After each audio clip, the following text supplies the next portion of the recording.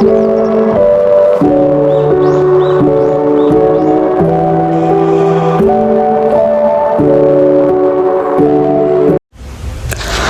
pengampu mata kuliah diagnostik dan remedial teaching yaitu Bapak Dr. Haji Ahmad Hari Witono, MPD Konselor, dan Ibu Hikmah Ramdhani Putri, MPD.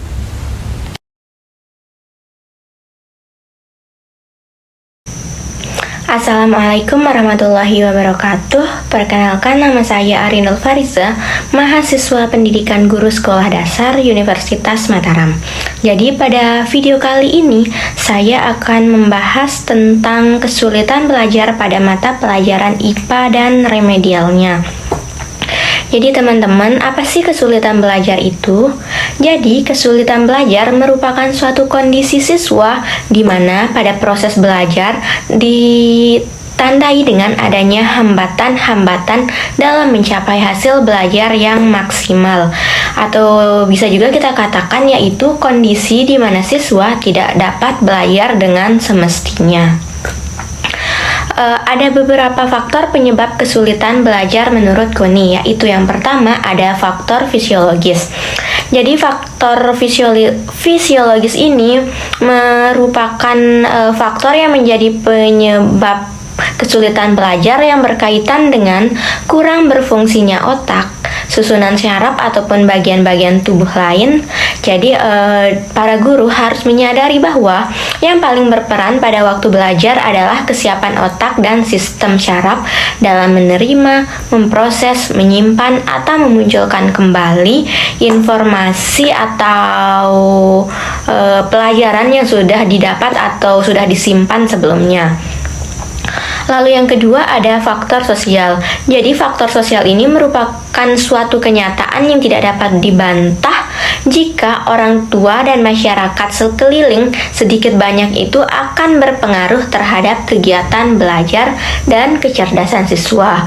Sebagaimana ada yang menyatakan bahwa sekolah adalah cermin dari masyarakat dan anak adalah gambaran dari orang tuanya. Lalu selanjutnya ada faktor kejiwaan.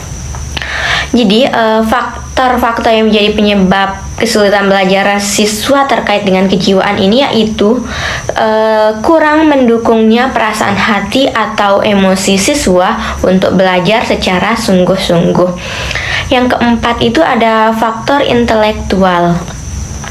Faktor yang ini menjadi penyebab kesulitan belajar siswa terkait dengan kurang sempurna atau kurang normalnya tingkat kecerdasan siswa.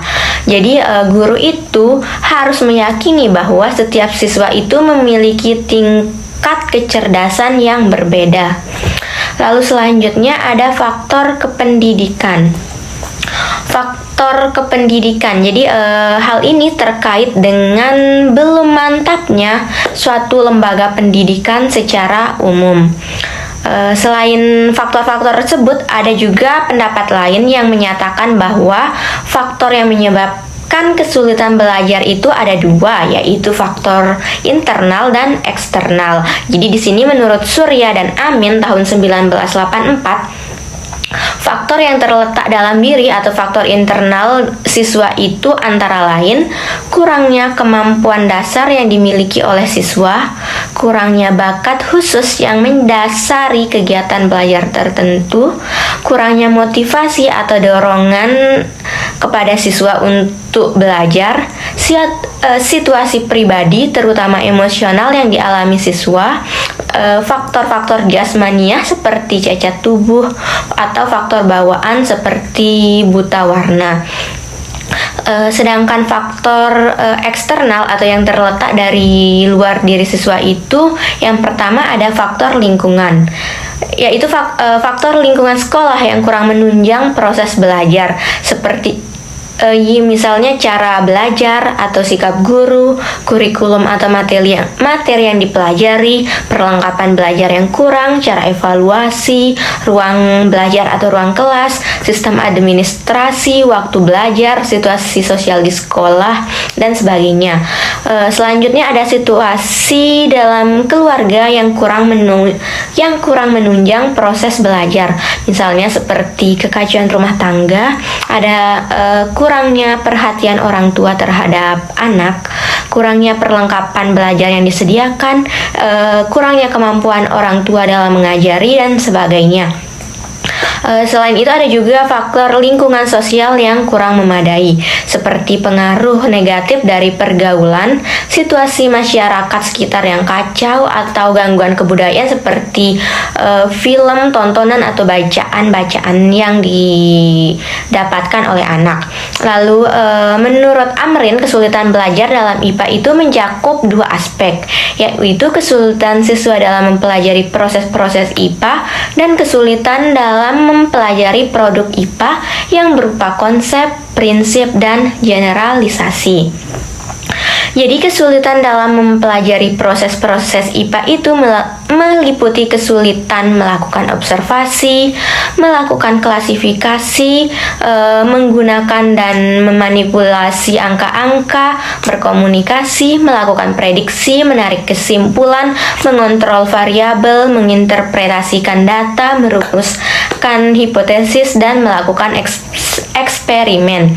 Jadi setelah guru itu melakukan identifikasi kesulitan belajar yang dialami oleh siswa, hendaknya guru itu menemukan faktor-faktor yang menyebabkan kesulitan belajar pada siswa tersebut.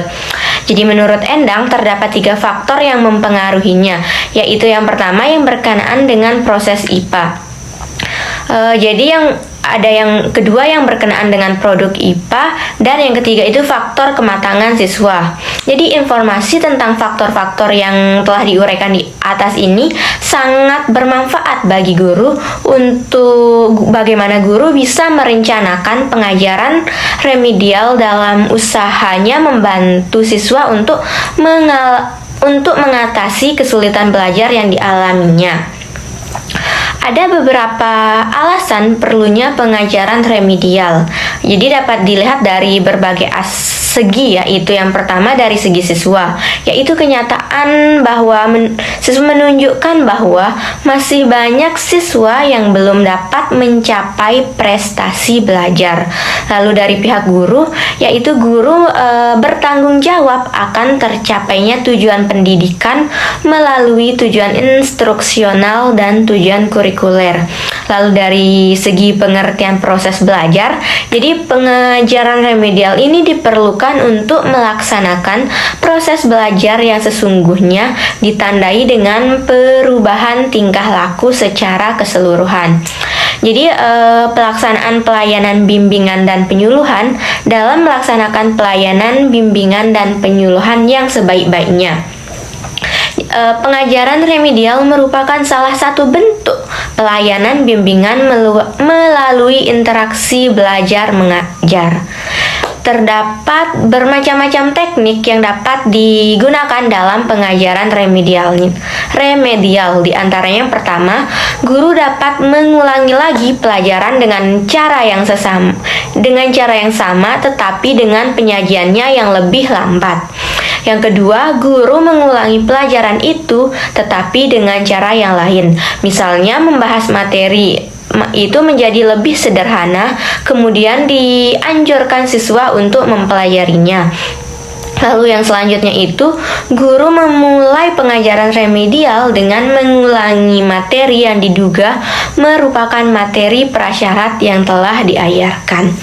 Jadi itu sedikit tentang kesulitan belajar, faktor-faktor yang menyebabkan kesulitan belajar dalam IPA, penyebab kesulitan belajar dalam IPA, dan lalu ada bagaimana pelaksanaan remedial yang seharusnya dilakukan oleh guru.